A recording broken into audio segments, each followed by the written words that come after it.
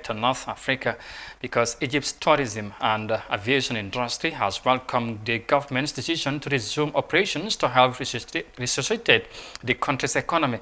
This means that all airports will have to operate under stringent guidelines as advised by the Ministry of Health. Businesses were largely affected as government imposed emergency regulations to contain the spread of the COVID-19. Here is more details of that in this report. It's been a long time coming. The resumption of flights is a welcome development for the tourism and aviation sectors. But the reopening comes with stringent safety measures in all airports due to the coronavirus. The Minister of Aviation has been present for a final review of the reopening process.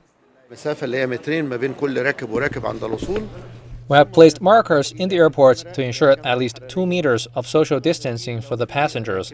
We have installed thermal cameras everywhere. It can spot people who are not wearing masks and can measure the temperature.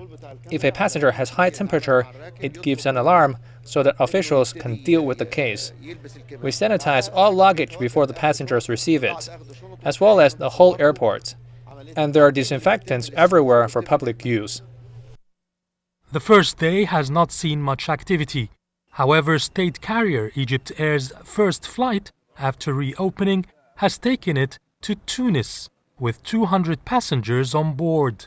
The highest traffic is expected at Cairo International Airport as well as 3 other cities. The Egyptian government announcement resuming inbound tourism to 3 governorates: South Sinai, the Red Sea, and Matruh.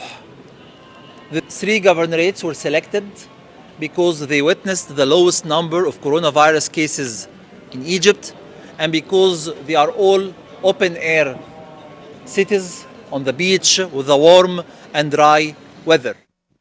Meanwhile, over 300 hotels that have passed the coronavirus safety tests have been given licenses to reopen. Although they are only allowed to operate at 50% capacity, hotel executives are excited and say they're ready to receive guests. Anything better than 0%, it's one step ahead from the bad days. When we started to hear about the COVID-19, we started immediately our proactive precautions, let's put it this way. The proactive precaution came from disinfection. We increased our teams of hygiene and the inspections.